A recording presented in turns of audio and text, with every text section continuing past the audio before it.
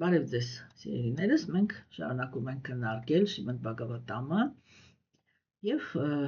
համարյա թե ավարտում ենք 10-րդ գլուխը, խոսում ենք արարչագործության շուրջ եւ փորձ ենք կատարում հասկանալ նրա հոգեբանությունը, թե ընդհանրապես վերջի տեքստերում, ինչպես տեսաք, մենք քննարկում էինք, թե արարչագործության ընթացքում ինչպիսի տրանսֆորմացիաների է ենթարկվում Գերագույն Աստծո ազնվորությունը եւ ինչպիսի տրանսֆորմացիաների են ենթարկվում կենդանի էակները։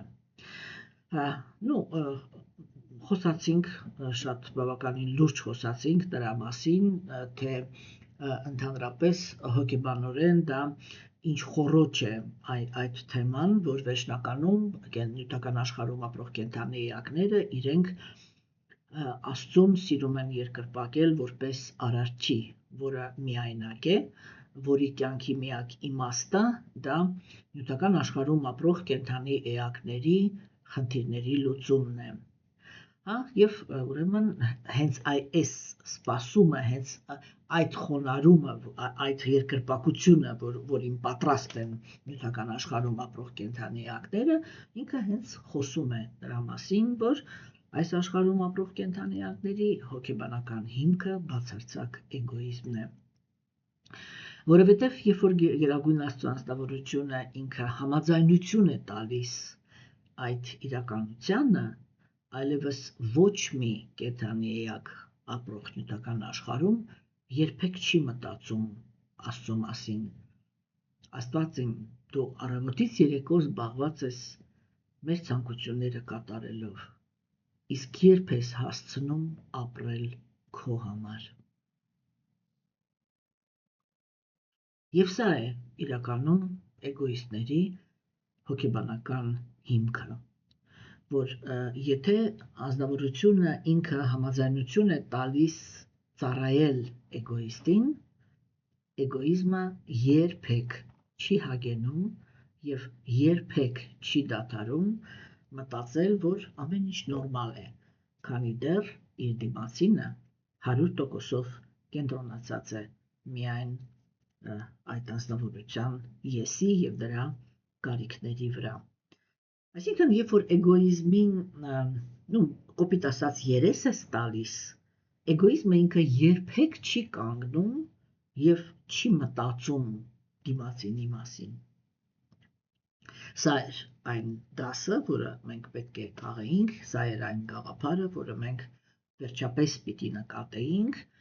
որովհետև Բհագավատամը դա այն նվիրյալների երգն է Աստծո մասին, ովքեր որ ունեն ուղղակի հակառակ բնությունը։ Իրենք մտածում են, դու տվել ես մեզ ամեն ինչ, կյանք, գոյություն, երանելի աշխարհ, երանելի հարաբերություններ, որտեղ մենք կարող ենք երջանիկ կյանքով ապրել։ Դու էլ արարի քո կյանքը, ունեցի քո անձնականը, որովհետև մենք երջանիկ ենք դառնում, երբ որ տեսնում ենք, որ երջանիկ ես դու, եւ բոլորովին կապ չունի, թե այդ երջանկությունը մենք ենք ապահովում, թե ուրիշները։ Սա է տարբերում մաքուր նվիրյալներին էգոիստներից։ Եվ մենք կամաց-կամաց քննարկում ենք այդ թեման եւ ինչպես տեսնում եք, ասենք այսպես բացահայտ այդ իմաստները իրենք տեքստերում ասված չեն, բայց երբ որ մենք խորանում ենք տեքստերի բառերի մեջ, երևույթների մեջ, թե այդտեղ ընդհանրապես ինչ է ասվում եւ փորձում ենք հասկանալ դրանց իմաստը, ստանում ենք այն նկարագիրը, ինչը որը մենք ձեզ հետ արդեն քննարկեցինք։ Ես կարդամ այսօրվա տեքստերը եւ մենք սկսենք մեր քննարկությունը։ Ուրեմն երկրորդ երգ, 10-րդ գլուխ, տեքստեր 37-ից։ Ով թագավոր, իմացիր, որ Գերագույն Տերը ստեղծում է բոլոր կենդանի էակներին ըստ իրենց անցյալ գործերի։ Դա վերաբերում է Բրահմային եւ նրա որդիներին, մարդկության պարբերաբար իրար փոխարինող նահարերին, իսկ աստվածներին, այնպիսի մեծ իմաստուններին, ինչպիսին են Բրիգուն, Վյասան և Վասիշթան, Պիտրիլոկայի և Սիթալոկայի բնակիչներին, չարաններին, գանթարներին, վիդյաթարներին, ասուրաներին, յակշասներին, կինարաններին և հրեշտակներին, օձերին, կապիկաձև, կիմպուրուշաներին, մարդկանց Մատրլոկայի բնակիչներին, դեմոններին, պիշաչիներին, ուրվականներին, ոգիներին, խելագարներին, չար ոգիներին, բարենպաստ և անբարենպաստ աստղերին, տան ոգիներին, վայրի կենդանիներին, թռչուններին, ընտանի կենդանիներին, սողուններին, սարերին, շարժվող և անշարժ կենդանիակներին, սաղմերից, ձվերից, քրտինքից և սերմից ծնված կենդանիակներին, ջրում, օդում և ցամաքում, երջանկության և վշտի կամ վշտի հետ միախառնված երջանկության մեջ ապրողներին։ Նրանք բոլորը ստեղծված են Գերագույն Տիրոջ կողմից ըստ իրենց անցյալ գործերի։ Ինչպես տեսնում եք, տեքստը ինքը շատ այնպիսի անվանումներ էր պարունակում իր մեջ, որը մեզ համար իհարկե բացարձակ անհասկանալի տերմիններ էին, եւ մենք հիմա ձեզ հետ հետևողական ամեն մեկը հերթով կսկսենք քննարկել, եւ կփորձենք հասկանալ, թե ինչի մասին էր ուրեմն այս տեքստը։ Ուրեմն ինչից սկսեց Շուկադևը Գոսվամին։ Ինքը ասեց օթաքավոր իմացիր, եւ անմիջապես դրանից հետո այսինքն որ հիմա ինքը ներկայացնում է իր գիտելիքը, թե իրականում ինչ օրենքների վրա են հիմնված արարչագործությունը, Եվ այստեղ գլխավոր գաղափարը, որով Շուկադևը Գոսվամին, եթե նկատեցիք եւ բացեց եւ փակեց տեքստը, դա կայանում էր նրանում, որ ոչ մի բան այս աշխարհում տեղի չի ունենում պատահաբար։ Ոչ մեկ չի հայտնվում հենց այնպես։ Ամեն ինչը ինքը ինչ-որ բանի հետևանք է։ Եվ նյութական աշխարհի կերպարը, որը կա ամեն մի վայրկյանում, դա արտացոլանքն է։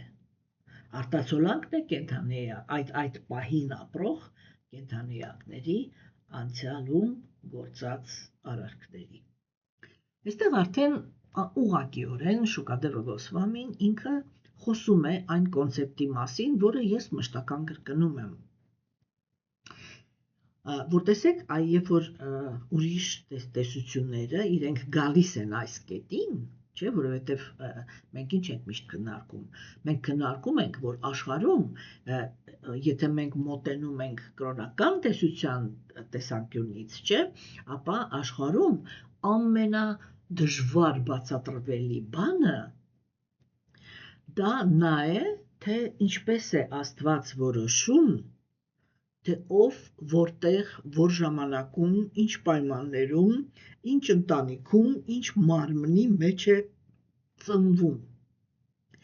Եվ սովորաբար մեր ժամանակում գործող կրոնականությունները, երբ որ հասնում են այս կետին, այստեղ զրկում են ուրեմն հոգևոր կյանքի մեջ ապրող մարդկանց իրավունքից տալ հարց, ինչպես է Աստված դա որոշում։ Ինչու՞։ Որովհետև եթե ազնվորությունը ինքը չունի այդ հարցի պատասխանը, հաշվի առնելով այն դաժանությունը, որով որոշվում են որոշ ծնունդներ, օրինակ ես միշտ ասում եմ, չէ, ինչպես է Գերագույն Աստծո ազնվորությունը որոշում, որ ինչ-որ մեկը պիտի ծնվի առողջ, իսկ ինչ-որ մեկը հիվանդ, ինչ-որ մեկը պետք է ունենա գեղեցիկ մարմին, իսկ ինչ-որ մեկը տգեղ, ինչ-որ մեկը պիտի ծնվի ստրկատիրական հասարակության ժամանակ, ինչ-որ մեկը դեմոկրատիայի կենտրոնում, ինչ-որ մեկը պիտի ծնվի աստվածակենտրոն դարաշրջանում, ինչ-որ մյուսը աստվածամերժ։ Ինչ որ մեկը պիտի ծնվի իշխանավորի ընտանիքում, իսկ ինչ որ մեկը աղքատի, ինչ որ մեկը պետք է ունենա բարոյական ծնողներ, իսկ ինչ որ մեկը սրիկա եւ հանցագործ։ Երբ որ մենք այսպես ուղղակի նայում ենք աշխարհին, չէ, այդ նախասկզբնական տվյալները իրենք աշխարհը դարձնում են ահավոր դաժան եւ առաջի հայացքից անարդար թվացող։ Եվ երբ որ հոգևոր կյանքով զբաղվող անձնավորությունը ինքը ուզում է մոտենալ այդ հարցերի հասկացողությանը, այդ ճանապարհը իր առաջ փակում են մի նախադասությամբ. Աստծո գործերը անքննարկելի են։ Հա, եւ այսպիսով առաջի հերթին Աստծո եւ կենդանեակի մեջ ստեղծվում է տարածություն, որտեղ մենք հասկանում ենք, որ Աստված մեզ այնքան մտերմիկ չի համարել, այդքան հարազատ չի համարել, որպեսզի բացատրի մեզ ամենակարևոր բանը մեր համար՝ մեր իրականության պատճառը։ Հասկանում եք։ Եվ եթե Գերագույն Աստծո անձնավորությունը ինքը այդ հարցում մեր եւ իրա մեջ ստեղծել է այդ գաղափարը, որ ես իրավունք ունեմ քեզանից գաղտնիքներ ունենամ, թե ինչու եմ քեզ տառապալից կյանք տվե, եւ հետո անձնավորությունից պահանջվի, որ ինքը պիտի սեր զարգացնի այդպիսի անձնավորության հանդեպ, եթե իր գլխի մեջ ուղեղ կա, ինքը չի կարող սիրել այդպիսի անձնավորությանը, որովհետև սիրո կոմպոնենտներից ամենագլխավոր կոմպոնենտներից մեկը դա վստահությունն է։ Իսկ վստահությունը ծնվում է միայն եւ միայն այն պարագայում, երբ որ մենք վստահ ենք, որ գործ ունենք բարյացակամ անձնավորության հետ։ Ինչպես կարող է սեր զարգացնի Աստծո հանդեպ մի անձնավորություն, որը ինքը մտածում է, որ ինքը ոչ մի բան չի արել, բայց Աստված որոշել է, որ ինքը պիտի ծնվի ստրուկ, եւ ինչ որ մեկը պիտի իրավունք ունենա իր ամեն մի շարժումի, ամեն մի հայացքի, ամեն մի ասած խոսքի համար կապել իրան ծառից եւ մտրակել։ Ինչպես կարելի է սիրել այդպիսի Աստծուն եւ ինչպես կարելի է ընդունել, որ ինքը սեր է։ Դա ոտքից գլուխ կեղծիք է։ Եթե մենք խոսանք, այսպես էլի, սևը սպիտակով եւ խիստ։ Դուք երևի թե նկատել եք, որ ես սովորաբար չեմ սիրում խիստ խոսքեր ասել, որովհետեւ իրականում խստության մեջ չկա ճշմարտություն, բայց կան ինչ որ կետեր, որտեղ դա ոչ թե խստություն է, այլ անջարապետ, հա, ճիշտ ասեցի բառը, այսինքն այդ ինչ որ մի հատ գիծ է, որտեղից բաժանվում է։ Հիմա գիտեք ինչպես է, օրինակ ասենք, եթե ես մրջյունին դնեմ իմ սեղանի վրա, չէ, այս սեղանի տարածքը իր համար անսահմանություն է։ Եվ ինքը հա կպտտվի, կարող է 100 անգամ մոտենա սեղանի եզրին։ Բայց քանի դեռ ինքը այդ եզրից դուրս չի եկել, ինքը միևնույն է սեղանի վրա է, չէ՞։ Բայց համաձայնվեք, որ ասենք սեղանի եւ օդի միջև կա շատ հստակ գիծ, որ այստեղ սեղանը ավարտվում է եւ սեղանից հետո սկսվում է օդը։ Եվ այդպես էլ գաղափարախոսությունն է։ Այսինքն ինքը ունի տեղեր, որտեղ մենք հնարավորություն ունենք ամեն ինչը փափկացնելու, ամեն ինչը ընկալելու փափուկ առանց ոչ մի կոշտության, բայց միևնույն է, կա ինչ-որ մի կետ, որը ինքը անցումնային է, եւ այդտեղ այդ անցումը ինքը իրականում շատ բան է, էլի, շատ հստակ է, այդպես սև սպիտակ, հասկանում եք, եւ ուրեմն սիրելիներս, չէ, այդ իմաստով սա այս կետը, չէ, որտեղ մենք տեսնում ենք, որ արիացիները իրենք այդտեղ են տանում, որ ինչ իրականություն, որ դու ունես հիմա, դա գերագույն Աստծո անձնավորության կապրիզը չի։ Դու այդ իրականությանն ես եկել եւ հասել քո իսկ սեփական գործերով։ Եվ Շուկադևը Գոսվամին ինքը այստեղ թվարկեց տիեզերքում ապրող համարյա բոլոր կենդանի էակներին։ Հասկանում եք, չէ՞։ Այսինքն, այստեղ խոսացվեց նրա մասին, որ այն ամեն ինչը ինչ որ կա, այն ամեն ինչը ինչ որ հայտնվում է այս աշխարհում, ամեն մի պահին, դա ոչ մի բանը հենց այնպես չի։ Ամեն ինչը դա հետևանք է։ Եվ այո, գերագույն Աստծո անձնավորությունը ինքը արարում է, բայց ինքը դա անում է ոչ այսպես էլի ազատ, ոչ քմահաճորեն, հասկանում եք, այլ համապատասխան այն արարքների, որը կենդանիակները կատարել են իրենց անցյալ կյանքերում։ Ինչպես եւ մենք Բաղավադ Գիտայում, ես դա ասել եմ, հիմա էլ կասեմ եւ միշտ ասելու եմ։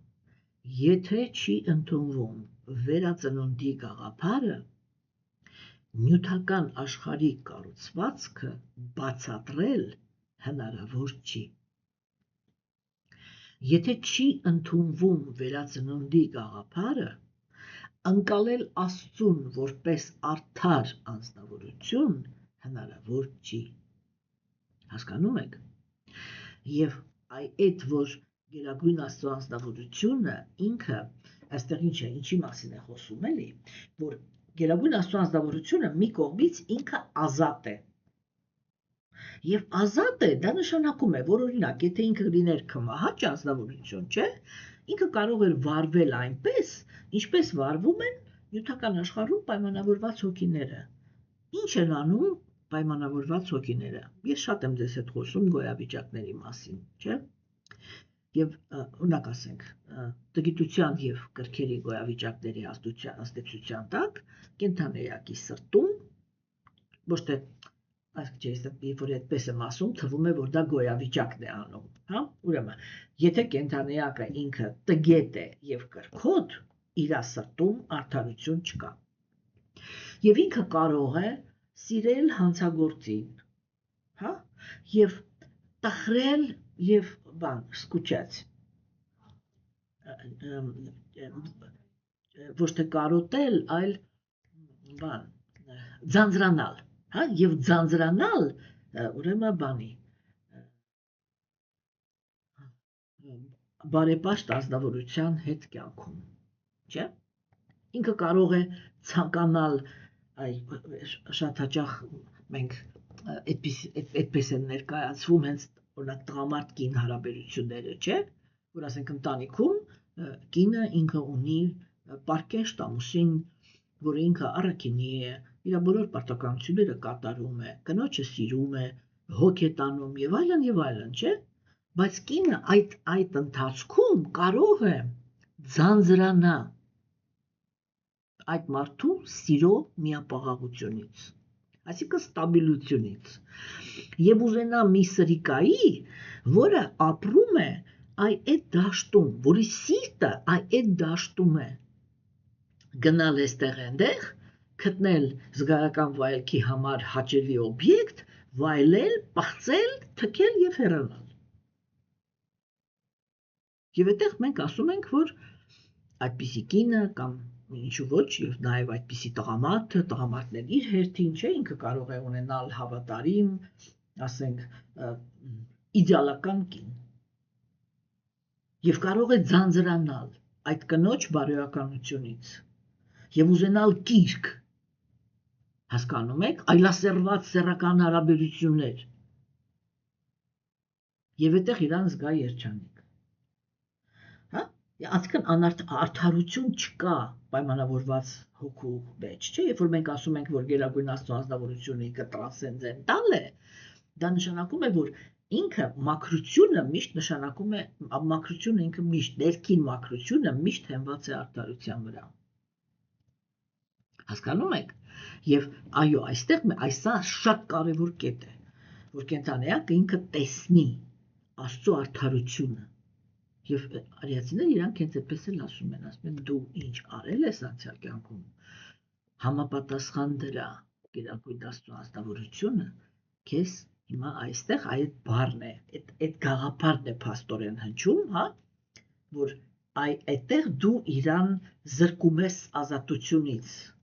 Հա, ճիշտ է, ինքը ունի ազատություն լինել արդար եւ միշտ ընտրում է արդարությունը, հա, բայց ինքը սեր է եւ դու այդտեղ զրկում ես իրան այդ իր սերը քո հանդեպ արտահայտելու հնարավորությունից,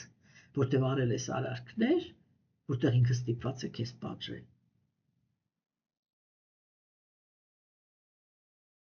Բայց հետո դու իրան ես մեղադրում, որ ինքը քեզ բանել է համապատասխան չափերով չի սիրում եւ քեզ տառապանք է պատճառել եւ խնդրում ես իրան, որ խնդրում եմ Աստված ջան, ինձ խնայի, ինձ տառապանք մի դու տառապանքից ազատի, ես իմ իջարա։ Բայց դրանից առաջ պիտի հասկանանք, չէ՞, ուրեմն արիացիները տեսեք շուկադեվը գոսվամին ինքը նոր է խոսակցությունը սկսում, ինքը նոր է մտնում փիլիսոփայության մեջ։ Հա, եւ ինքը այստեղ այ շատ կարևոր թեմային կպավ։ Հա, որ բոլոր կենդանիակները, որոնք իրենք կան այս աշխարհում, իրանց ոչ մեկի ծնունդը պատահական չի։ Հա, ուրեմն, ինչպիսի բան ինքը նկարագրեց, այստեղ երբ որ ինքը այդ թվարկումները անում էր, ինքը ոնց որ հոգեբանական տեսանկյունից, այսինքն մարմինների բազմազանության, ուրեմն տեսեք, ամեն մի մարմին, հա, որ ստանում է կենդանի էակը, այդ մարմինը համապատասխանում է ինչ որ արժեքային համակարգի,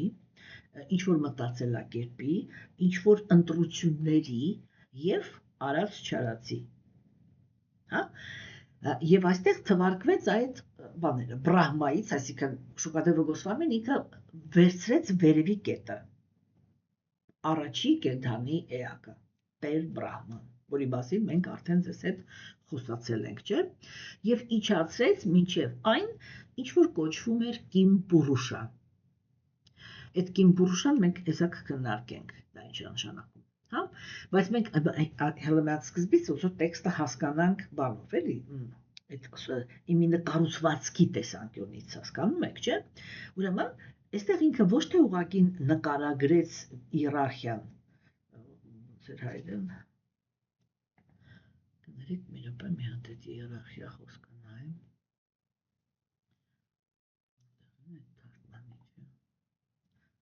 Լավ, հիմա այս պահին թարգմանիչը չեմ գտնում, չգիտես ինչու փակել եմ։ Իերարխիան հասկանում եք, չէ՞, մեկը մյուսի հետևից, էլի։ Եվ ինքը ոչ թե այդ իերարխիան նկարագրեց, չէ, այլ փաստորեն ոնց որ տար մեզ այդ գոյության քարտեզը։ Հասկանում եք։ Որտեղ ամեն մի բանը, ամեն մի տեղը, ամեն մի մարմինը, որի մեջ կարող են ծնվել կենդանի էակները, չէ, իրանք մի կողմից դա կարող է լինել ծնունդ, որը ինքը նվեր է։ Եվ դա մենք կոչում ենք լավ ճակատագիր։ Եվ այդ նվերը կենդանիակը ինքը ստանում է իր առաքինի գործունեության շնորհիվ։ Ոչ թե նվեր, այլ բան, նագրադա, պարգև։ Հա, այսինքն երբ որ դու ինչ-որ մի բան արել ես եւ դիմացը պարգևատրվում ես։ Հա? Այսինքն դա ոնց որ կենդանիակի առաջի նախորդ կյանքերում իր գիտակցության աշխատանքի հետևանքն է։ Ուրեմն առաջինը շուկադեվը գոսվամին, ինչպես տեսանք, թվարկեց Տեր Բրահմային եւ իր որդիներին։ Սրանք այն ազնվորություններն են, որոնք իրենք օժտված են արարելու ֆունկցիայով։ Եվ հիմա, երբ որ շուկադեվը գոսվամին ինքը Տեր Բրահմային թվարկում է այդ անցյալ կյանքերում արածների թվարկության մեջ, սա նշանակում է, որ ինչ էր ասում Բրահման, հիշում եք ինքը իր Նարադա Մունիի հետ խոսալուց ինչ էր ասում, կամ ինքը Նարադան ինչ էր ասում, ասում էր ես նայում եմ, ես տեսնում եմ դու Տիեզերք ես արարում։ Այսինքն դու արարիչ ես։ Բայց մյուս կողմից նկատում եմ, որ դու արարելուց առաջ ճգնություններ ես արել։ Ում էիր խոնարհվում։ Այսինքն ով է, որ քեզանից ավելի բարձր է։ Դուք պատկերացնում եք, ասենք, հա, հիմա Նարադան ինքը ինչ է խոսում։ Այսինքն ինքը ինչ-որ մի հատ մոլորակի վրա է գտնվում, հա, որտեղ ինքը տեսնում է Տեր Բրահմային, թե ինչպես է Տեր Բրահման ինքը կենդանի էակներ արարում եւ այդ կենդանի էակներով լցնում աշխարհը։ Դժվար է, չէ՞։ Մենակ պատկերացրեք, որ դուք այդպիսի անձնավորություն եք տեսնում։ Դժվար է, չէ՞, այդ ժամանակ մտածել, որ ինքը ինչ-որ սովորական կենդանի էակ է։ Բայց Շուկադևը Գոսվամին Տեր Բրահմային դրեց այդ կետում, որ Տեր Բրահմայի տեղը, երբ որ մենք ասում ենք, որ այդ երրորդության մեջ Շիվա Բրահմա Վիշնու Բրահմա Շիվան, Վիշնուն եւ Շիվան իրանք գերագույն ազնվորության մարմնավորումներն են։ Մեկը արարիչն է, մյուսը ավիրողը, բայց Բրահմայի տեղը ծնվում է կենդանի էակ, որովհետև թե ինչպիսինը պիտի լինի նյութական աշխարհը հոգեբանական տեսանկյունից, իսկ երբ որ Բրահման ինքը մարմիններ է արարում, դա նյութական աշխարհի հոգեբանական կառուցվածքն է։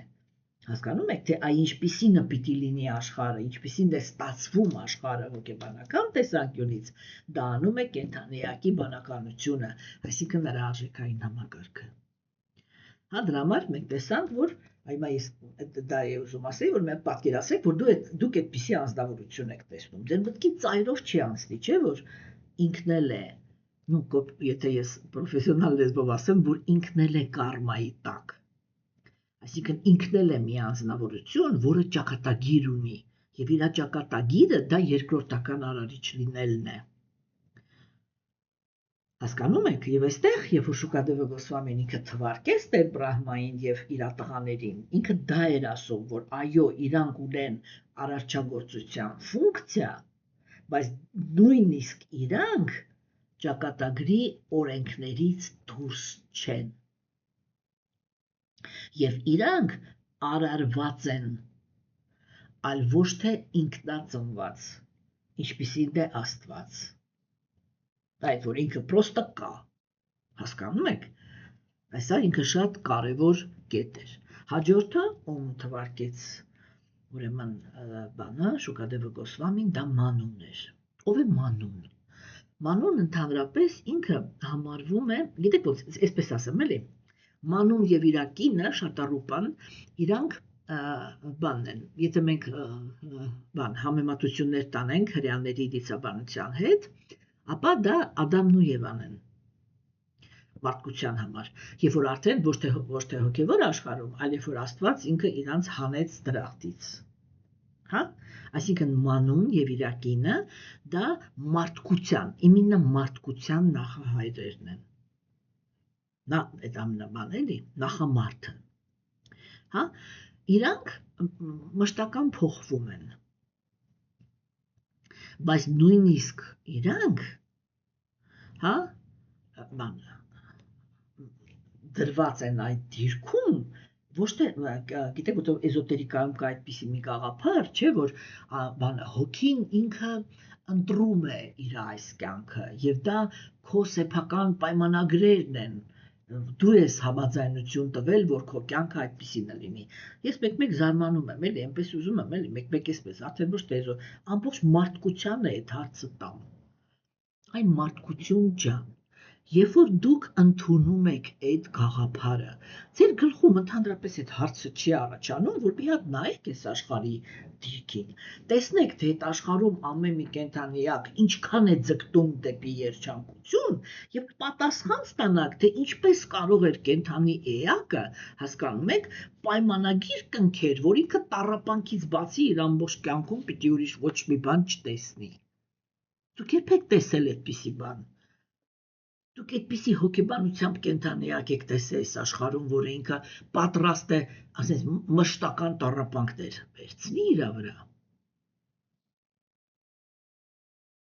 Եվ պայմանագիր կնքի նախորոք, էլի, ես ինչ պատճառներ պիտի ունենա, չէ, կենդանիակը։ ասենք մեկն իրան գալիս հարցնում են, դու ինչ ես ուզում լինես նյութական աշխարհում, երբ որ ծնվես։ Ես էլ ասում եմ ուզում եմ լինեմ ամենադաժան տիրոջ ստրուկը, որ ինքը իմ հետ վարվի անասունից ավելի վատ։ Այդ այն պայմանագիրը, որը ես ուզում եմ կնքեմ։ Հասկանում եք, ախր մեկ-մեկ մի քիչ ուղեղը այլի ուղեղը պետք է միացնել էլի, երբ որ մենք ինչ-որ մի հատ գաղափար ենք ընդունում, չէ՞։ Ուրեմն, այստեղ Շուկադևը Գոսվամին ինքը փաստորեն, երբ որ թվարկում է, այս թվարկումը ինքը նշանակում, որտեղ Գերագույն Աստված ասվեց, այդ գաղափարը առաջ քաշվեց, չէ՞ որ ամեն մեկին ես տալիս եմ մարմին համապատասխան իրանց անցյալում գործած գործողությունների։ Եվ սա նշանակում է, որ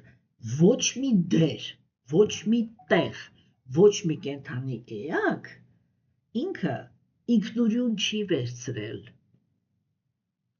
Այլ կա մի հատ ուժ, որին մենք կոչում ենք Աստված, որը ինքը այսպես ուշադիր հետևում է ամեն կենդանի էակի արած չարածին եւ իրան մարմին եւ ճակատագիր է պարտադրում։ Եվ այստեղ, երբ որ մենք ասում ենք պարտադրում, մենք պետք է նկատի չունենանք միայն վատ ճակատագիրը, լավ ճակատագիրն էլ է պարտադրվում։ Հասկանում եք, հա? Եվ ուրեմն մանուները դա այն մանուն ինքը դա նախահայրն է, իմինը մարդկության։ Հաջորդը թվարկվեցին կիսաստվածները։ Թվարկվում է Ինդրան, Չանդրան, Վարունան, Ագնին, հա, Վիվասվանը եւ այլն, չէ՞։ Եվ ընդհանրապես ասենք արիացիները, մենք հետագայում դրանց տեքստերը կունենանք, խոսում են նրա մասին, որ կիսաստվածները իրենց այդ դիրքը, որը իրենք ունենում են, չէ՞, այդ դիրքը ժամանակավոր է։ Այսինքն իրանք են անձնավորություններ, որոնք իրանց անցյալ կյանքերում այնպիսի բարեպաշտության պաշար ունեն, այնպիսի խորության, գիտելիքի, առաքինության պաշար ունեն, որ Գերագույն Աստծո անձնավորությունը կարող է իրենց վստահել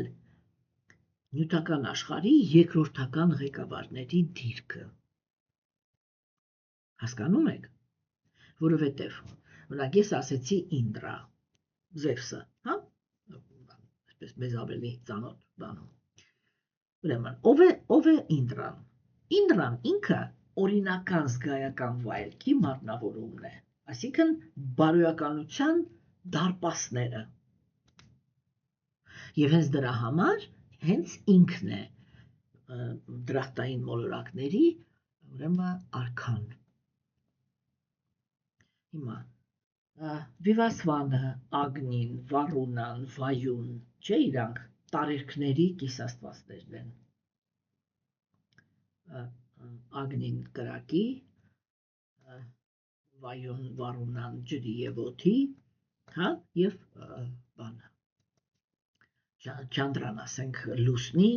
Վիվասվանը արևի, հա, իրանք բան են, ղեկավարում են տարերքները։ Բայց իրանց դիրքն էլ ինքը ժամանակավոր է,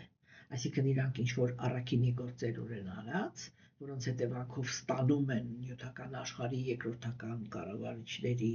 դիրքերը, դա ոնց որ ասենք պետության մեջ կա, օրինակ, չգիտեմ, վարչապետը, չէ, կա բանը, եւ կան նախարարները։ Այդ կիսաստվածները իրենք դիեզերքում զբաղեցնում են նախարարների դիրքը։ Ուղղակի երբ որ այդ պետությունը հավաքում է Գերագույն Աստծո անձնավորությունը, ինքը ղեկավար դիրքերը միշտ տալիս է ամենաբարեպաշտներին։ Մենք միշտ խոսացել ենք դրա մասին, որ արիացիների քաղաքակրթության երջանկության գործոնի գաղտնիքը ինքը գտնվում է ամենաառաջի հերթին այդտեղ, որ արիացիները ոչ մի արատավոր կամ հոգեբանական խնդիրներ ունեցող անձնավորությանը ոչ մի պատասխանատու դիրք հասարակության մեջ չէին տան։ Հասկանում եք։ Բայց այստեղ մենք պետք է հասկանանք, որ կիսաստվածների ճակատագիրն էլ է այդպես, չէ, որ իրանք ասենք, տիեզերքը ինքը արարվում եւ մասնակի ոչնչացվում է Տեր Բրահմայի ամեն օրը։ Մենք դրա մասին դեռ հեսա մի քիչ հետո կխոսանք, երբ որ ինքը արդեն արարչագործություն ավելի մանրամասն կխոսանք, հա, եւ այդ ամեն օրը, երբ որ տիեզերքը ինքը մասնակի արարվում է եւ ոչնչանում, համապատասխան հոգիներ են գալիս եւ նստում կիսաստվածների տեղերը։ Թեկուզ իրանց անունները լինում են նույնը, հա, եւ ուրեմն հենց որ այդ իրանց ճակատագիրը ավարտվում է,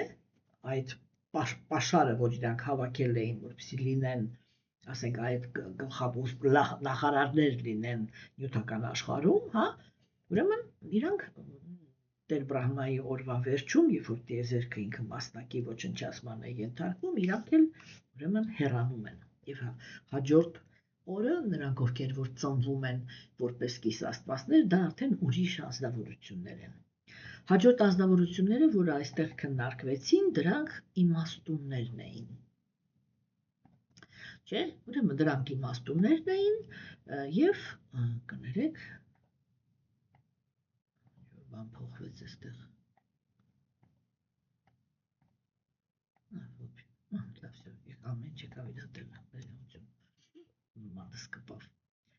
Հա, ուրեմն բան, իմաստունները, ովքեր են իմաստունները։ Իմաստունները դա այն ազնվորություններն են, որոնք իրենք հրաժարվածների դասում, չէ, բան են անում, ասեք,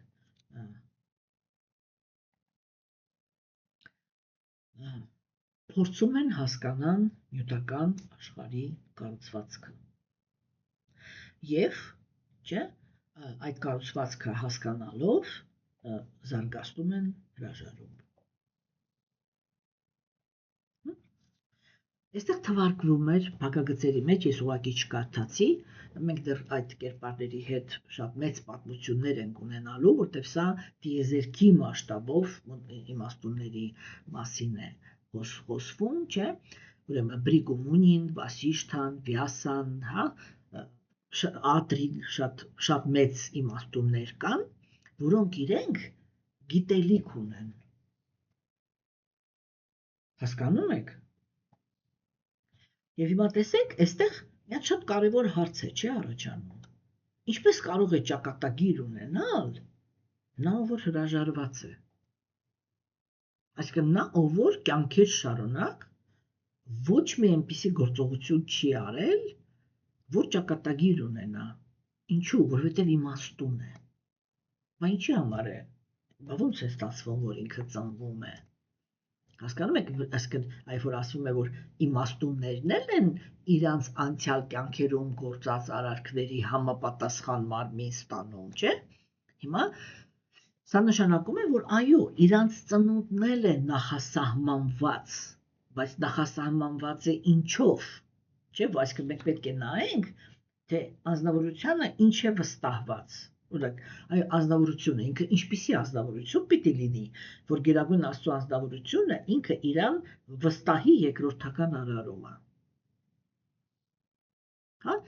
տեսեք, մենք արդեն ինչ-որ տեքստեր ենք, չէ, կարդացել, ինչ-որ գլուխ ենք ունեցել, որտեղ մենք ձեզ հետ ուսումնասիրում էինք հենց Բրահմայի մոտեցումը այդ երևույթին, երբ որ Բրահման ինքը այ հիմա հասկացավ, որ ինքը պիտի արարի, չէ։ Եվ ինքը ինչը ամենաիրա գլխավոր տրամադրությունը ո՞րն էր։ Իրա գլխավոր որակավորումը կայանում էր նրանում, որ ինքը կենտրոնացած էր այն հարցի վրա, որ հանկարծ արարչագործության մեջ ինչ որ մի բան չանի այնպես, ինչը որ ներդաշնակության մեջ չի Գերագույն Աստծո ազնվորության մտահղացումների հետ։ Այսինքն դա մի հոգի է, որը ինքը բացարձակ ներդաշնակության մեջ է գտնվում այն հարցում Գերագույն Աստծո ազնվորության, թե ինչպիսի էակները, ինչպիսի մարմին պիտի ունենա։ Եվ ինքը այն ազնվորությունն է, որը այդ որակավորումը ունի։ Այդ հարցում ոչ մի այն բակտերիայից սկսած մինչև կիսաստված ոչ մի կենդանի էակ անարդար մարմին չստանա։ Սրա մասին է, չէ՞ խոսքը։ Այսինքն նյութական աշխարհում էլ կան կենդանիակներ, որոնք իրենք պետք է շատ հզոր պաշար ունենան, որովհետև իրանց վստահվում է շատ մեծ խնդիրներ։ Հիմա այն իմաստունները, որը այս տեքստում թվարկվեցին Բրիգուն, Վասիշտան եւ Վյասան, չէ, իրանք ահռելի գիտելիքի տեր են, բայց եւ իրանք նույնպես արարված են։ Եվ իրանց ծնունդը ինքը խոսում է նրա մասին, որ Բրիգումունին ինքը կիսաստվածների բանն է,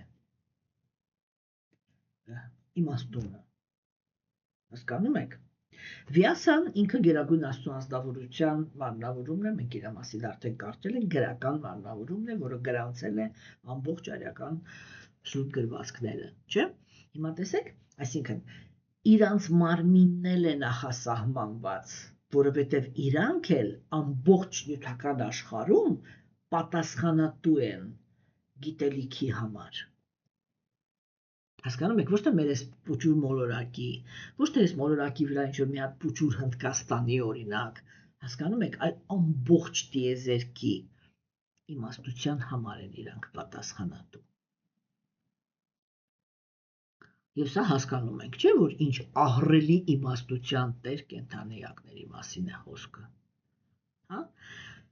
Դրանից հետո եկավ թվարկումները։ Թվարկումները, թե այդ բան, տարբեր տեսակի այդ լոկա բառը դա նշանակում է մոլորակ, հա, տարբեր տեսակի մոլորակների մասին է խոսքը։ Հիմա, ուրեմն թվարկվեցին, ասվեց, որ Պիտրիլոկայի ապրողները։ Պիտրիլոկայի ապրողները դրանք նախահայրեր, պրետկի, նախահայրեր, հա։ Հասկանում եք, ինչի մենակ հայր, պրետկի это и женщины тоже, էլի։ Ամենտեղ կանանց նեղացնում են։ Այդ նախահայրերը, լավ, թող այդպես լինի, եթե հայրեն այդ բնակը, ռուսերեն պրետկի էդի նշանակում է և մայրերը և հայրերը։ Հա, ուրեմն Պիտրիլոկը դա այդ մոլորակներն են, որտեղ ապրում են նախահայրերը։ Հա,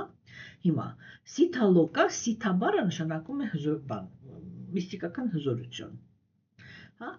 Սիթալոկաները իրենք նախատեսված են յոգերի համար։ Այսինքն տեսեք, նախասահմանում կա։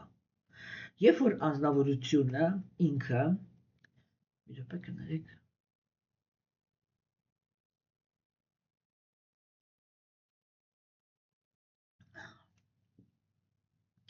երբ որ անձնավորությունը ինքը իր կյանքի ընթացքում շատ կապված է եղել այն ցեղին, որի մեջ ինքը ծնվել է, այդ ցեղի համար եղել է շատ ֆունկցիոնալ, մտահոգ, ընդհանուր առմամբ ցեղի վիճակով, հա, այդպիսի հոգիներն են, որովհետև մարդիկ սովորաբար մտածում են, որ ցանկացած անձնավորություն, օրինակ ցանկացած բան, ծնողներ իրան գնում են Պիտրիլոկա, ոչ, այդպես չի, դա սխալ հասկացողություն է, այդ ժամանակ մարդկության ամբողջ ծնողները պիտի ապրեին Պիտրիլոկայում, բայց մենք գիտենք, որ մարդը ինքը, ասենք, կենդանիակները իրանք մշտական վերածնվում են տարբեր մարմիններում, չէ՞։ Իսկ այդ Պիտրիլոկայում ապրում են իմенно այդպիսի ցեղի ներկայացուցիչները, հասկանում եք, որոնք իրանք ցեղի համար ֆունկցիոնալ են եւ ցեղի համար մտահոգ են։ Իրանք պահպանում են այդ հիշողությունը, то есть երբ որ կենդանիակը ինքը, այսպես ասեմ, երբ որ կենդանիակը մահվան պահին իր գիտակցության մեջ պահում է իր ցեղի վիճակը եւ մտահոգ է այդ վիճակի համար, հատկապես եթե ինքը այդտեղ շատ ֆունկցիոնալ է եղել, չէ, ինքը այդ տարակուսանքով է մահանում, որ բա ինչ կլինի սրանց վերջը կամ կյանքը առանց ինձ։ Այդպիսի անձնավորությունները իրանք գնում են եւ ծնվում են Պիտրիլոկայում։ Իրանք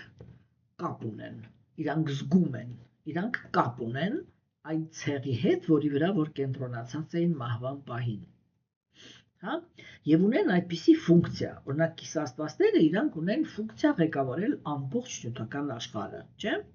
տարերքների իմաստով եւ կյանքի տարբեր, օրինակ, չգիտեմ, գիտելիքի կիսաստվածուհի, սիրո աստված, չգիտեմ, իմաստության աստված, էսի հաջողության, հարստության են, մեկը, տարբեր ֆունկցիաներ ունեն։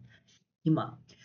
այդ Պիտրիլոկայում ապրող կենդանիակները իրանք ունեն այդ միստիկական ուժը, իրանք կապ ունեն այն ցեղի հետ, ում համար որ մտահոգ վիճակում մահացել են։ Եվ իրանք, եթե ասենք ցեղում հայտնվում է մի անձնավորություն, որը ինքը նույնպես պատասխանատու անձնավորություն է, չէ, ասվում է, որ ինքը այ պետք է իր նախնիներին, նախնիներ, այդ նախահայր չէ, նախնիներին խոնարհվի։ Հասկանում եք, որպեսզի իրանց այդ կապը ինքը վերահաստատվի, եւ նախնիները իրանք այն իմաստությունը, որով դա հասկացանք, չէ, դա այն նախնիներն են, որոնք իրենք ցեղի հիմքը, ցեղը պահողն են եղել։ Եվ այև որ կենդանիակը ինքը նույնպես ցեղի համար մտահոգ անձնավորություն է, չէ, այդ նուրբ կապը գերագույն Աստծո անձնավորությունը ինքը ստեղծում է ինչպես կիսաստվածների եւ մարդկանց միջև։ Չէ, ինքը ասեց ես Բաղավատ Գիտան ինքը ինչպես ասեց ես արարեցի մարդկանց եւ կիսաստվածների, խոնարհվեք իրանց, ստացեք ձեր ցանկությունների իրականացումը։ Եվ եղեք բարեկեցիկ, չէ։ Հիմա ասենք այդ նույն կապը առաջանում է եւ նախնիները ոնց որ էստաֆետա են փոխանցում էլի այդ անձնավորությանը, որ ինքը զգա իր մեջ այն ամբողջ իմաստությունը, որը ունեցել են նրանք, ովքեր որ ժամանակին արդեն կարողացել են ցեղը պահպանել։ Եվ այդպիսի այդ անձնավորությունները իրանք, եթե գոհ են մնում այդ անձնավորությամբ, տալիս են իրանց բաները, օրհնությունները, եւ այդ օրհնությունների հետևանքով անձնավորությունը ինքը կարողանում է, ասեք, բանանել, կարողանում է բարենպաստ կերպով կատարել իր պարտականությունները ցեղի առաջ, որը հենց ինքն էլ ստանձնել է, չէ՞։ Հիմա եւ իսկ ինչ որ վերաբերվում է սիթալոկաների մասին, այսինքն կատարյալ յոգերի մոլորակներ։ Այստեղ էլ բարձ է, չէ՞, որ խոսքը գնում է այնպիսի կենդանիակների մասին, որոնք իրանք յոգայի ճանապարհին հասել են ահռելի հնարավորությունների եւ իրանք ոչ մի ուրիշ տեսակի մարդկանց հետ շփվելու, կենդանիակների հետ շփվելու կարիք չունեն։ Իրանք ունեն իրանց մոլորակը, բացարձակ հրաժարվածների կյանքով ապրում են այնտեղ եւ մշտապես զբաղված են մեդիտացիաներով։ Իրանք էլ իրանց հերթին ունեն այդպիսի շնորհ, այն նրանք ովքեր ոչ թե ասենք մեր մոլորակի վրա յոգայով են զբաղվում, այն նրանք ովքեր ծնվել են սիթալոկաների վրա, չէ՞, այդպիսի յոգերը իրանք այդպիսի պոտենցիալ ունեն, հա, այդ իրանց միստիկական ուժերը տարածեն ամբողջ տիեզերքով մեկ եւ բանել ներգրաված լինեն տիեզերքը պահպանելու գործընթացների մեջ։ Հա, այսինքն իրանցից ամեն մեկը, այդ ինչ որ սկզբում թվարկեց Շուկադևը Գոսվամին, իրանք բոլորը ֆունկցիոնալ են։ Բայց Շուկադևը Գոսվամին իրանց մցրեց այդտեղ, որ այդ իրանց ֆունկցիոնալ լինելը, հա, դա գերագույն Աստծո անձնավորության որոշումն է, եւ ինքը այդ որոշումը կայացնում է, կախված նրանից, թե կենդանիակը իր անցյալ կյանքերում ինչ արած չարած ունի, այսինքն ինչ մակարդակ ունի, կարելի է արդյոք իրան այդ ֆունկցիան վստահել։ Հասկանում եք։ Այսինքն ինքը մեզանից ամեն մեկին արարում է, դա ճիշտ է, բայց արարում է ոչ թե այնպես, ինչպես ինքը կուզեր, որտեղ երբ որ ինքը մեզ արարում է այնպես, ինչպես ինքը կուզեր, դա մեր հոգևոր մարմինն է։ Հավերժ։ Հա? Բայց երբ որ մենք նյութական աշխարհ ենք գալիս, չէ՞, այն նյութական աշխարհում ինքը մեզ արարելուց արարում է մեզ ոչ թե այնպես, ինչպես մենք ուզել ենք, ինչպես պնդում են որոշ անձնավորություններ, հա? Այն ինքը մեզ արարում է այնպիսինը, ինչպիսինը, որ մենք ինքներս մեզ դարձրել ենք։ Հասկանում եք։ Որովհետև եւ երբ որ մենք կարդում ենք այսպիսի տեքստ, չէ, ինքը կարող է այդպիսի տպավորություն թողնել, էլի, որ իրականում դա բան էլի վախենալու է։ Հա, ինչի համար, որովհետև ասվեց կարմայի գաղափարը, դատապարտվածության։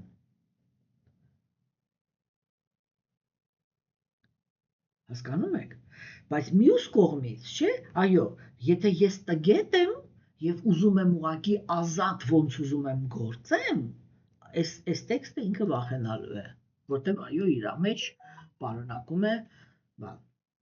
բռնություն, որ Գերագույն Աստծո անձնավորությունը ինքը կպարտադրի քեզ, որ դու պատասխան տաս քո արած չարացի համար։ Բայց եթե դու անձնավորություն ես, որը պատրաստ է ուղղել աշխատել իր սխալների վրա եւ ուղղել իր սխալները, այս սկզբունքը ինքը արդեն ոչ թե ինչ-որ վախենալու դատապարտվածություն է, հա, այլ իրան կարելի է ընկալել որպես ուղղակի հակառակը, որպես ողորմածություն, որպես հնարավորություն։ Ինչու՞։ Որովհետև եթե գործում է այդ օրենքը, որ ամեն մեկը հետագայում ունի այն ինչով որ զբաղվել է, չէ՞, դա նշանակում է, որ եթե ես ճիշտ եմ գործում, եթե ես հասկանում եմ, թե ինչպես պիտի ապրեմ, որ Գերագույն Աստծո անձնավորությունը ինձանից գոհ մնա, ուրիշ ոչ մի կենդանի էակ չի կարող ինձ խանգարել, որ Գերագույն Աստծո անձնավորությունը տա ինձ այն ծնունդը, այստեղ միայն ծնունդի մասին է խոսքը, տա ինձ այն ծնունդը, որը ես վաստակել եմ։ Հասկանում եք, այբ որ ես ծնունդի պահին ստացա ինչ որ ես վաստակել եմ, այդ կյանքի ընթացքում, եթե ես հանդիպում եմ նախանց, ագրեսիվ, դաժան անձնավորությունների, իրանք կարող են այն ինչ որ Աստված համարել էր, որ դու այս սրան ես արժանի, հա, իրանք կարող են դա ավիրել։ Եվ հակառակը, եթե ես հանդիպում եմ բարյացակամ կենդանիակների, իրանք կարող են ինձ օգնել, որպեսզի ես շարունակեմ զարգանալ, հա, եւ հաջորդ կյանքում ունենամ շատ ավելի բարեհաջող կյանք, քան ունեցել եմ այս կյանքում։ Տեսեք, ինքը ասիկան այսպես էլի, որ թվում է, որ սա այսպես բան, այսպես էլի խիստ օրենք է, եւ մի կողմից այո, ինքը պարտադրանք է, եւ ինքը վախենալու է նրանց համար, ովքեր որ զարգացման հակում չունեն, բայց նրանց համար, ովքեր զարգացման հակում ունեն, չէ, սա ելք է ամեն տեսակի տառապալից կյանքի ձևից։ Հա, որտեվ ինքը ոչ թե միայն ասում է, ես կպարտադրեմ քեզ տառապանք, եթե դու արժանացել ես դրան, բայց ինքը համել ասում է, հենց որ սկսեցիր ճիշտ բաներ անել, ես քեզ կսկսեմ, հա, ես կպաշտպանեմ քեզ։ Եվ դու բացարձակ ուրիշ իրականության մեջ, այսինքն ինքը դարձավ պարտադրանքից դարձավ հնարավորություն։ Հասկանում եք։ Այսինքն այս տեքստով Շուկադևը Գոսվամին ինքը ոչ թե խոսում է դրա մասին, որ մենք դատապարտված ենք ինչ որ մի բանի։ Ոնց ասեմ, եթե պատկերավոր ասեմ, ինքը մեզ հրավիրում է պատասխանատվության դաշտ։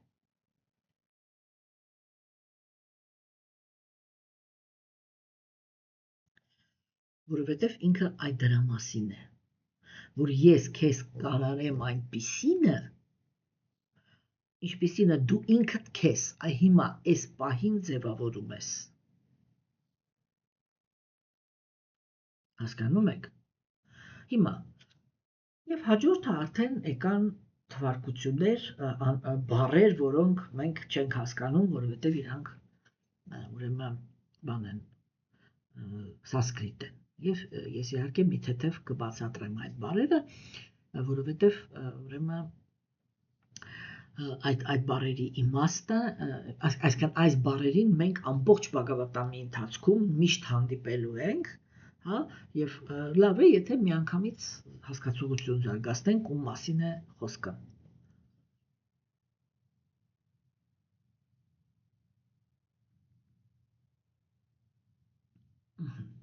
Ուրեմն առաջինը չարանաներն էին։ Եվ սա այստեղ խոսքը գնում է կիսաստվածների մասին, որոնք իրանք փառաբանում են Աստծուն իրանց երգերի մեջ։ Հա, Չարանա բառը սանսկրիտ լեզվից թարգմանած, ուրեմն ես այստեղ անպայման ուզում եմ ասել, որ ես դա բազմիցս ասել եմ, որ ես հենված եմ Շիլա Պրաբհուպադայի թարգմանությունների վրա, նրա բացատրությունների եւ այլն, որտեղ ես վստահում եմ այդ անձնավորությանը, բայց ես ստիպված եմ ասեմ, որ ես իհարկե սանսկրիտ լեզվին չեմ տիրապետում այդպես, ինչպես դա ասենք կաներ մասնագետը, եւ այդ պատճառով ես օգտվում եմ այս պահին արդեն արհեստական բանականության օգնությանը եւ երբ որ կան ինչ-որ բառեր, անուններ, որոնց այսպես էլի բառացի թարգմանումը ինձ պետք է, ես իրան խնդրում եմ, ինքը ինձ համար թարգմանում է եւ մենք հենց այդպես էլ վարվելու ենք, որպեսզի չսխալվենք, որտեղ շատ բառեր կան, որոնք Պրաբհուպադը ինքը ինչ-որ ասեք այդպես բառացի չի թարգմանել, որպեսզի հասկացվի ինչի մասին է խոսքը։ Եվ ուրեմն չարանա, չար բառը ինքը նշանակում է բան, շարժում, այսինքն այս խոսքը նշանակում է գնացողները ինչ-որ բանի հետևից։ Հայերեն այսպես երկար է, ռուսերեն իծի զա, այսինքն նրանք ովքեր գնում են ինչ-որ բանի հետևից։ Այսինքն իրանք հետևում են գերագույն անձնավորությանը, վկա են միշտ լինում այն գործողություններին, որը գերագույն անձնավորությունը նյութական աշխարհում տալիս է իր տարբեր մարմնավորումների մեջ, եւ հետո գովաբանում են այդ գործողությունները։ Իրենց ուրիշ կերպ սովորաբար կոչում են երկնային պոետներ, եւ երգիչներ, որոնք իրենք մշտապես գովերգում են գերագույն անձնավորության տրանսցենդենտալ որակները։ Պատկերավոր կարող եմ այսպես ասել, որ ասենք տիեզերքում չկա հեռուստատեսություն եւ այլն, եւ հենց այս չարանաներն են իրանց հերթին, որ իրենք, ասենք այսպես ամբողջ տիեզերքով մեկ պտտվում են, եւ եթե գերագույն անձնավորությունը ինքը ինչ-որ տեղ մարմնավորում է տվել եւ այդ մարմնավորումով ինչ-որ կարևոր գործ է արել, իրանք այդպես երգելով, այդ ամեն ինչը պատմելով եւ բոլորը լսում են, թե գերագույն անձնավորությունը ինքը ինչ է արել։ Հաջորդը դա գանթարներն էին։ Գանթարները դրանք իրանք համարվում են երկնային երաժիշտները, իրանք հայտնի են իրենց ունակությամբ, իրանք կարողանում են, այսինքն երևի թե բոլորդ էլ արդեն տեղյակ եք, որտեղ մեր ժամանակներում բոլոր գաղտնիքները իրանք բացված են, տեղյակ եք, որ երաժշտության մեջ կան այնպիսի հաճախականություններ, որոնք երբ որ անձնավորությունը ինքը լսում է, այդ հաճախականությունները իրան ավիրում են, разрушают, Պրոստը իր ֆիզիկապես իր օրգանիզմը ավիրում են, որովհետև այնտեղ ջրի, իսկ մենք հիմնականում ջրից ենք բաղկացած, չէ, ջրի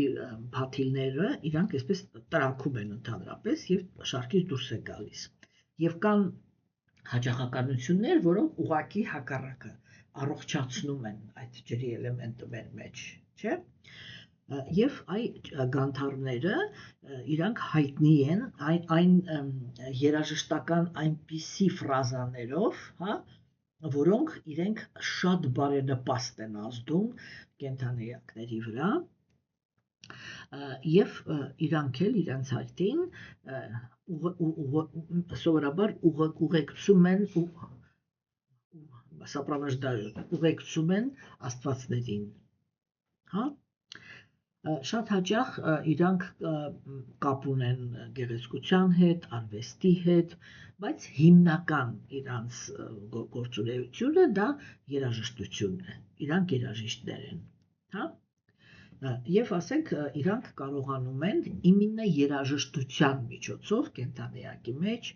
զարթնացնեն դրական զգացմունքայնությունը։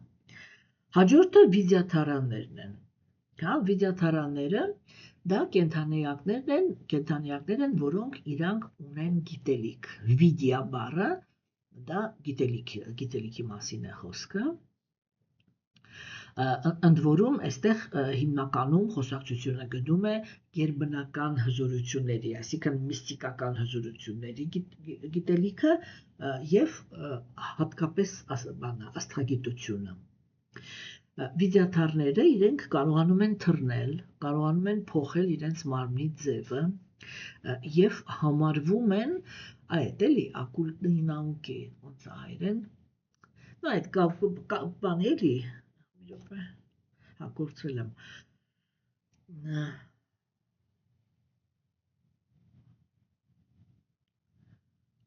տանտրանների գիտելիքի գրողներն են եւ ակուլտի նауկի այդ բան էլի էզոտերիկայով զբաղվող, տենց ասեմ, բայց մի քիչ չի, բայց ոչինչ, որ մոտավորապես հասկանաք, հիմա չեմ անում ոստակ բանեմ։ Հա, հիմա, ուրեմն իրանց բնությունը դա մաքուր առաքինությունը չի։ Իրանց բնությունը դա խառնուրդն է կրքերի եւ առաքինության։ Այսինքն դա նշանակում է, որ իրանք շատ բարձր ունակություններ ունեն միստիկական հզորությունների դաշտում, հա, բայց շատ հազվադեպ են լինում, այսպես էլի Աստծուն նվիրված։ Հասկանում եք։ Տեսեք, արիացիների գլխավոր գաղափարը ինքը կայանում է նրանում, որ ցանկացած կենդանի էակ ինքը կարող է ունենալ ֆիզիկական ուժ, մտքի ուժ, բանականության ուժ եւ կեղծիեսի ուժ։ Ֆիզիկական ուժը դա ֆիզիկական ուժն է, հա։ Մտքի ուժը դա կենտրոնացման ուժն է, դա միստիկական հնարավորություններն են կենդանի էակի, հասկանում եք, չէ՞։ Եվ արիացիները իրենք դա չեն համարում սատանայից։ Իրանք ասում են դա ընդհանրապես քո անցյալ կյանքերում գործադրած ճիքերի դիմաց ունակությունն է, որը քեզ տրվում է։ Դու ունես գերբնական ուժեր։ Հա, հիմա տեսեք, ինչի համար է սա կարևոր, որովհետև մաքուր նվիրալներն էլ են դրսևորում գերբնական ուժեր, չէ, եւ օրինակ ասենք Հիսուսը այդ իմաստով մեծ օրինակ է։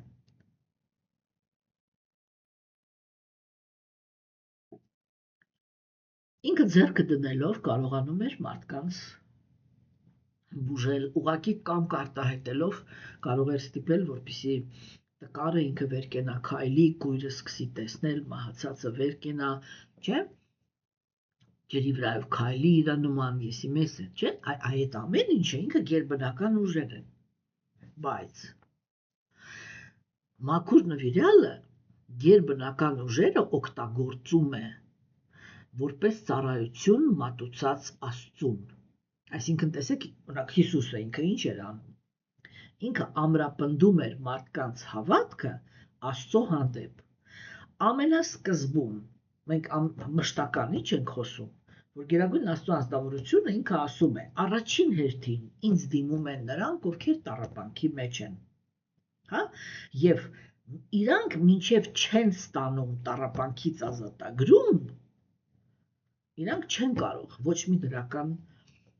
վերաբերմունք ունենան Աստծո հանդեպ։ Հա, եւ Հիսուսը ինքը գալիս էր, ինքը բուժում էր, բայց բուժումից հետո անպայման խոսում էր Աստծո փառքի մասին։ Եվ դա նշանակում է, որ ինքը իր միստիկական հնարավորությունները, որը ուներ, օգտագործում էր որպես ծառայություն Աստծուն, որտեղ ներգրավել էր քարոզի մեջ,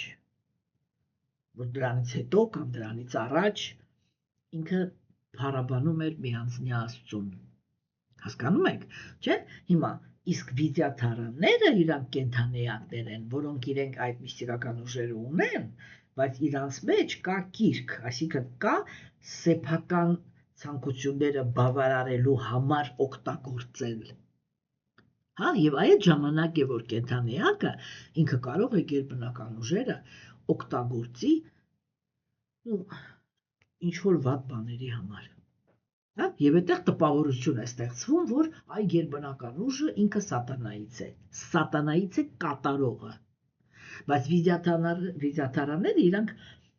բան չեն, էլի, իրանք այդ մութ ուժերի ներկայացուցիչներ չեն։ Իրանց մեջ ուղղակի կա մի փոքր խառնուրդ կրքի։ Այսինքն եւ դա իրանց հղում է, որ իրանք կարող են մեկ-մեկ իրանց գերբնական ուժերը օգտագործեն իրենց համար, այլ ոչ թե որպես Աստծուն ծառայություն։ Հաջորդները, որ թվարկվեցին, դա ասուրներն են։ Ասուրները իրանք ուրեմն կա երկու գաղափար սանսկրիտ՝ սուրի, ասուրի։ Ուրեմն սուրաները դրանք կիսաստվածներն են։ ասուրները, вообще որտեղ առաջանում է այդ a բանը, ինքը ժխտողական էլեմենտն է։ Եվ դա, երբ որ մենք ասում ենք ասուր, դա նշանակում է իրանք բան են, բան են, էլի, противоположность։ Противоположность ո՞ց էր։ Ну, հակառակն են, էլի, հա, կիսաստվածների հակառակն են։ Այսինքն, սրանք նյութական աշխարհում այն կենդանի էակներն են, որոնք իրանք գործում են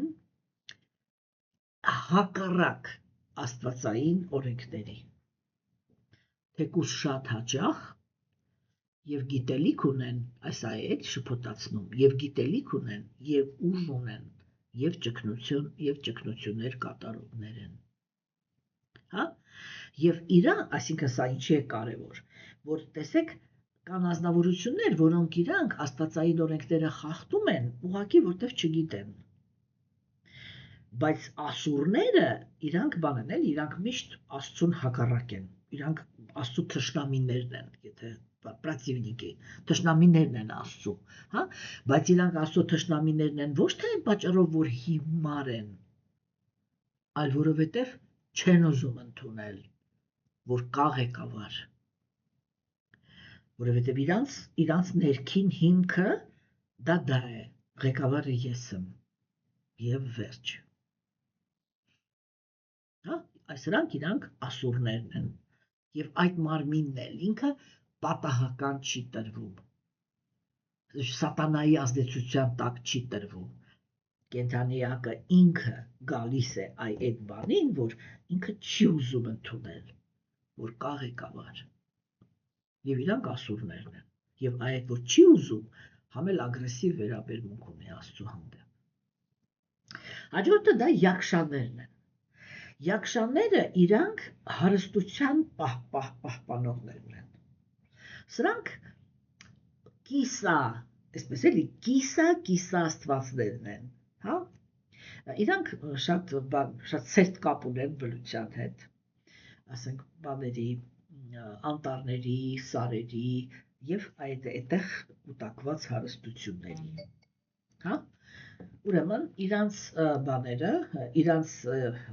ղեկավարը համարվում է կուվերան,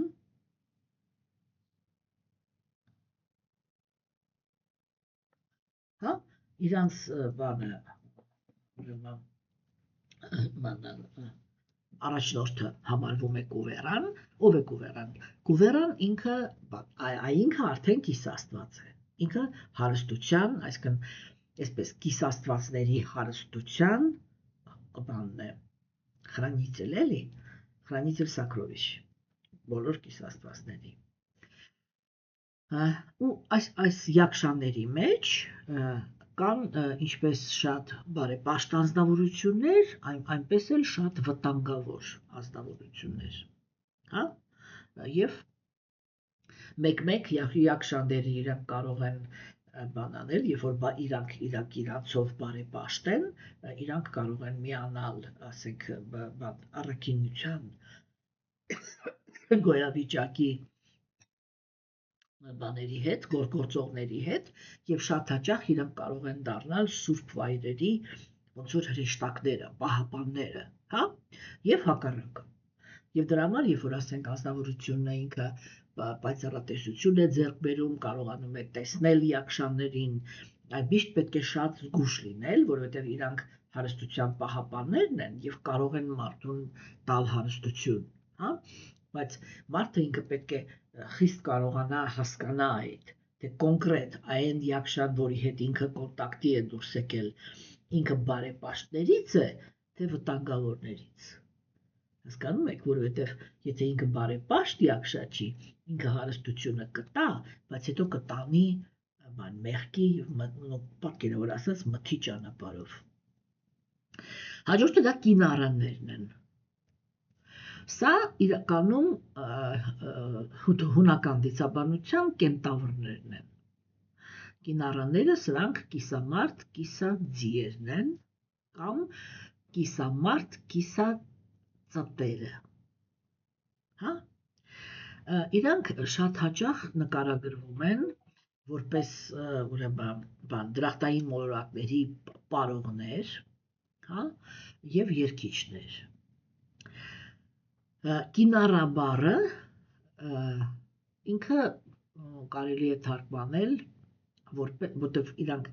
կիմ նարան մենք արդեն խոսել ենք, չէ՞ դրա մասին, որ նարան ինքը դա մարդն է։ Հիմա եւ ուրեմն կինարա ով է դու սա ով է այսպես, հա։ Ինչի համար, որովհետև իրանց արտաքինով իրանք նման են, այդպիսի մարդու արտաքին ունեն, բայց ունեն շատ անսովոր դիմագծեր, հասկանում եք, շատ մեծ միստիկական հնարավորություններ ունեն եւ սովորաբար մտերիմ են կիսաստվածների հետ, այսինքն ավելի դեպի բարեպաշտություն։ Հիմա Կիմ Պուրուշա, տեսեք կինարա ով է, սա ով է, չէ, հիմա Կիմ Պուրուշաները, Պուրուշա բառը նշանակում է վայելող կամ ղեկավարող, հա, բայց Կիմ Պուրուշա բառը ինքը թարգմանվում է իրապես մարդ է այս հարցով, հա, այսինքն իրանք նկարագրվում են որպես կապիկանման կամ այդ կենթանանման, հա, եւ իրանք շատ հաճախ ապրում են մեր մոլորակների վրա կամ դրախտային ռեգիոններում, հա, եւ այսպես է էլի, որ իրանք այդ ոնց որ իրանք էլ ոնց որ կիսակապիկ կիսամարդ լինեն։ Եվ այս Կիմ Պուրուշաներին են երևի գտնում գիտնականները, որ համարում են, որ մարդը ինքը կապիկից է ձևավորվում, թեկուզ այդտեղ ուրիշ խնդիր էլ կա, որ դա այդպես է համարվում։ Ուրեմն թեկուզ եւ իրանք այսպես նման են մարդուն, այսա է, այլ դրա համար է իրանց անունը այդ հարցը պարունակում, իրապես մարդ է, հա։ Ինչու համար, որովհետև իրանք թեկուզ եւ արտաքինից նման են մարդուն, հա, բայց ոչ լիարժեք էլի։ Հասկանում եք։ Շատ հաճախ իրանց նույնացնում են Ռամայանայի կապիկների հետ, հա, որի ցեղից է հանրահայտ Հանոմանը, որ հնդկական մշակույթի հետ ծանոթ է։ Հասկանում եք։ Ուրեմն, սիրելիներս, չէ, հետո թվարկվեց, մի րոպե, մի հատ այդ թվարկությունը բացեմ, մոռացա, այսեր, մի րոպե գտնեմ, որտեղ կտնեցի, ուրեմն, դրանից հետո թվարկվեցին դեմոնները, դեմոնները դրանք ագրեսիվ գերագույն աստվածանձնավորության հանդեպ ագրեսիվ կենդանիակներն են, իրանք շատ նման են ասուրներին, խոսացվեց ուրվականների մասին, ովքեր են ուրվականները, ուրվականները և ոգիները, հա, դրանք անձնավորություններ են, որոնք իրենք չեն ստանում կոպիտ մարմին, նյութական աշխարհում եւ դա համարվում է բավականին այսպես ծանր իրականում մարմնի ձև, որտեղ չկան զգայարաններ եւ անձնավորությունը ինքը չի կարողանում բավարարի իր զգայարանները, այսինքն ինքը ոչ կարող է ուտել, ոչ կարող է, չգիտեմ, ոչ մի բան չի կարող, էլի, ոչ մի զգայարանը չի կարող բավարարի, թեկուզ եւ որպես պատիժ ցանկությունը կա, հա։ Հաջորդը դրանք եւ ուրվականները եւ ոգիները իրանք հենց այն կենդանիակներն են, հիմա այսպես էլի, որոնց միջոցով իրականացվում են թուղթուգրերը։ Եթե անձնավորությունը ինքը, ինչպես եթե ես քրիստոնյա լեզվով ասեմ, եթե անձնավորությունը ինքը իրեն հոգին վաճառել է սատանային, հա, ապա իր մոտ անմիջապես կապ է առաջանում ուրվականների, ոգիների, ну это еще называется чертята. Это էլի հայերեն չգիտեմ ոնց այն მაგათ հետո խոսանք, հա, ուրեմն ուրվականների եւ ոգիների հետ կապ է առաջանում, հա, եւ երբ որ իրանք այդ իրաց սև գործերը անում են, իրականացնողը այդ ոգիներն ու ուրվականներն են եւ դրա համար է որ օրինակ ասենք նույնիսկ երբ որ կան այդպիսի եկեղեցականներ ասենք քրիստոնեությամբ իրանք իրականում կան ամենտեղ հա կան այդպիսի հոգեվորականներ որոնք իրենք աղոթքներ գիտեն համապատասխան իրենց կրոնականության չէ որի միջոցով իրանք ոնց որ չարը հանում են կենթանիակի մեջից չէ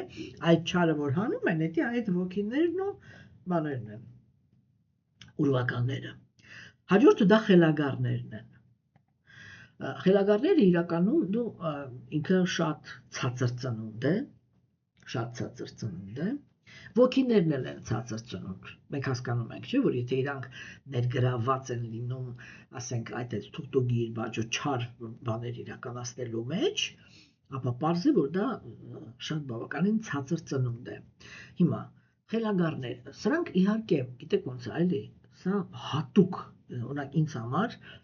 սա հատուկ կենթանիակներ են, Աստված կապայի բոլորիս։ Արիացիները իրենք համարում էին, որ խելագարներին չի կարելի պահել տանը։ Անկախ նրանից, թե դա ինչ կարգի է, ինչ մակարդակի խելագար է, չգիտեմ, իրանք պետք է հասարակության մեջից լինեն մեկուսացված։ Բոլոր դրանք, ովքեր որ այդպիսի խնդիրներ ունեն, չէ՞, ինչու համար, որովհետև մենք միշտ պետք է այդ դա անենք, էլի, դա աչքի առաջ պահենք, որ արիացիները իրենք համարում էին, իրենք կենտրոնացած էին նրա վրա, որպեսզի ստեղծեն հասարակություն, որը երջանիկ է։ Խելագարը ինքը դա այն ազնվորություններն են, որոնք նյութական աշխարհի իրականությունից կտրված են։ Իրանք իրանց մեջ ունեն ինչ-որ մի հատ իրանց աշխարհը, այդ աշխարհը իրանց համար միակ իրականությունն է, ես մի քիչ միշտ այդ օրինակը բերում եմ, երբ որ փորձում եմ բացատրել, թե հոգևոր հոգին ինքը ինչպես է իրան դրսևորում նյութական մարմնի համեմատ, չէ, որտեղ իրականում դա շատ նման է, սկզբունքով էլի, հասկանում եք, եւ իրանք կտրված են իրականությունից ինքնաիրականացման տեսանկյունից, չէ, այսինքն հոգևոր զարգացման տեսանկյունից, որտեղ արիացիների քաղաքակրթությունը դա իրանց համար ամենակարևորը դա կենթանիակի հոգևոր զարգացումն էր։ Եվ եթե այդ հոգևոր զարգացումը ինքը չի կարող իրականացվի, ապա ուրեմն իրանք ինչ էին համարում, որ այդ դու չես կարող, այսինքն խելագարը ինքը չի կարող զբաղվի հոգևոր կյանքով։ Եվ արիացիների մտածելակերպը ինքը կայանում էր դրանում, որ այդ դու չես կարող զբաղվել հոգևոր կյանքով, եւ բայց դու այնպիսին ես քո հոգեբանությամբ, հա, որ քո ներկայությամբ խանգարելու ես ուրիշին, որ ինքը կարողանա զբաղվել։ Մենք իհարկե մեր ժամանակներում բազմիցս բազմազան այդպիսի օրինակներ ունենք, երբ որ հոգեկան խանգարումներ ունեցող մարդկանց ծնողները կամ մտերիմները, սիրեցյալները, չգիտեմ, երեխաները, իրանք խիստ բան են անում, էլի։ Մինչև են վերջի շունչը զոհաբերում են իրենց կյանքը, չէ՞։ Օրինակ ասենք, ես անձամբ ճանաչել եմ այդպիսի մի ընտանիք, որի անդամներին դաժե բառերով չեմ կարող նկարագրեմ, թե ինչպես են ափսոսում։ Ընտանիք, որտեղ օրինակելի բոլոր իմաստներով, համենայն դեպս մեր ժամանակի ստանդարտների համաձայն բոլոր, այդպիսի կետ չկա, որ այդ ընտանիքին մի հատ կարողանայիր պիտակ կցնել, հասկանում եք, ամուսնական հարաբերություններում ամուսինները իրար հետ սիրով, հարգանքով, ասենք իրար շնորհակալ կյանք ապրած։ Ունեին 3 երեխա, 2 տղա, մի աղջիկ, բոլորը գերազանց ավարտած, կարմիր դիպլոմավորված, չգիտեմ, արտակարգ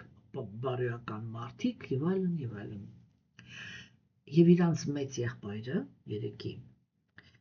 ինքը ծանր ինսուլտ տարավ։ Այնպես չի, որ կորցրել էր իրան,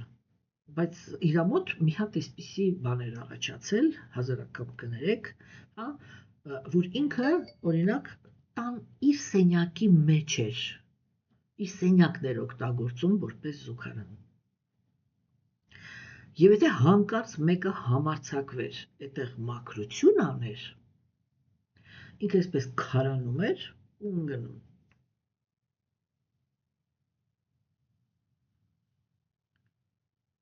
Հասկանում եք, սարսափելի բաներ իրականում էլի։ Եվ գիտեք, իմ աչքի առաջ եւ քույրը եւ եղբայրը զոհեցին իրանց կյանքը, մինչև այդ ապրում մայրն էր հետևում, հայրը մահացավ, հետո մայրը մահացավ, մնացին եղբայր ու քույր, չէ, եւ ես հետաքրությամբ նայում էի, թե այդ մի հատ հիվանդ մարդը, որը իրականում, ասենք, իմինահոգևոր զարգացման տեսանկյունից եւ ինչու ոչ նյութական կյանքի տեսանկյունից բացարձակ անիմաստ կյանք է ապրում, բարձր չէ, որ ապրելու իրավունքից չենք զրկում, հա, բայց բացարձակ անիմաստ կյանք է ապրում։ Այդ մի հատ ազնվորությունը ինքը դարձավ պատճառ, որ այդ երկու ճկնաղ մարդիկ, որոնք իրանք, գիտեք ոնց էլի, սենց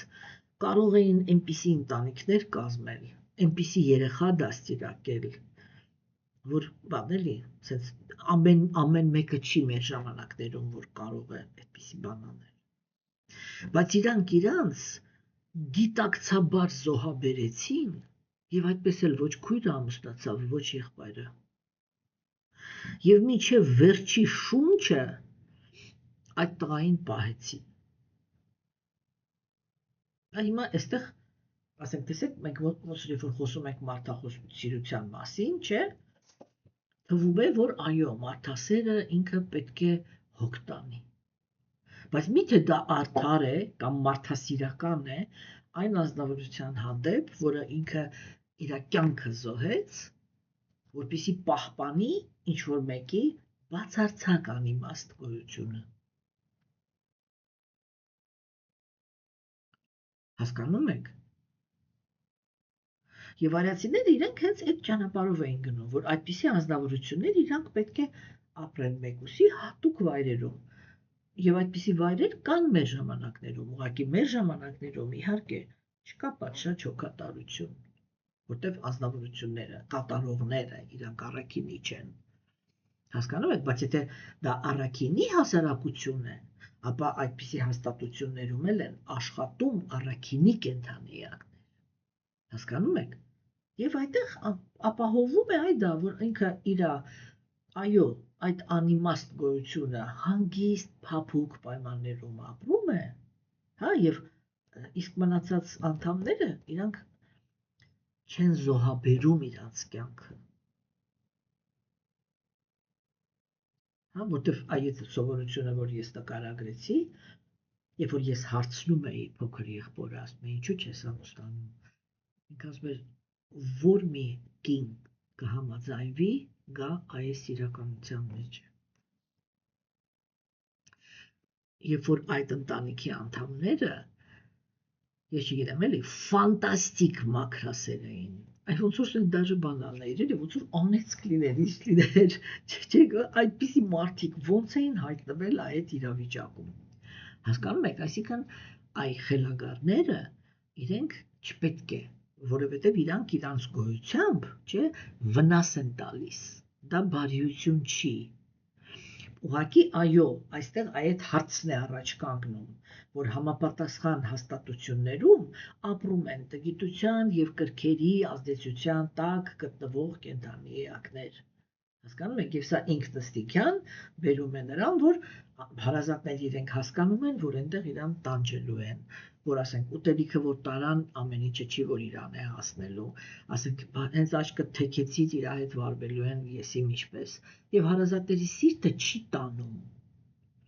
Իրանք եթե սիրում են, իրանք պահում են տանը, եւ եթե տանն են պահում, իրանք ստիպված են լինում զոհաբերել իրենց կյանքը։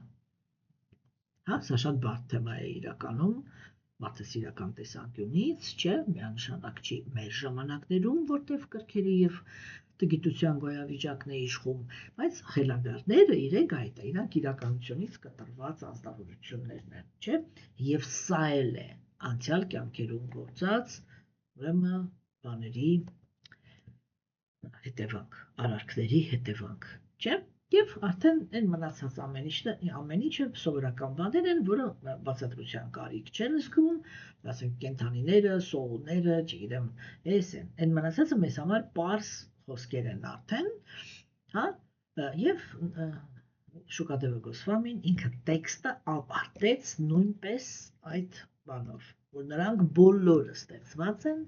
Գերագույն Տիրոջ կողմից, բայց ըստ իրանց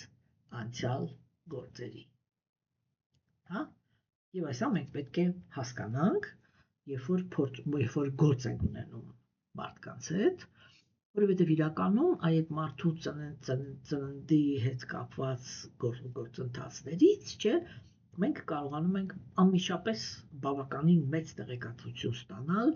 թե այդ կենդանիակը ինքը իր անցյալ կյանքերում հոգևոր կյանքի տեսանկյունից, նյութական կյանքի տեսանկյունից ինչպիսի պաշար ունի։ Եվ այսօր այսքանը կներեք այսօրվա տեքստը ինքը հիմնականում տեղեկատվական էր, բայց ես կարծում եմ, որ մեր ընդհանուր կրթության համար, որովհետև ես նորից եմ կրկնում, այս բառերի հետ մենք շատ ենք հանդիպելու, եւ քանի որ իրանք առաջի անգամ հնչեցին, ես մտածեցի, որ ճիշտ կլինի միանգամից դրանք քննարկել, որպեսզի հետագայում, երբ որ մենք այդ բառերը կօգտագործենք, իրանք արդեն լինեն պարզ եւ հասկանալի։ Այսօր այսքանը, սիրելիներս, ստեսություն ձեզ։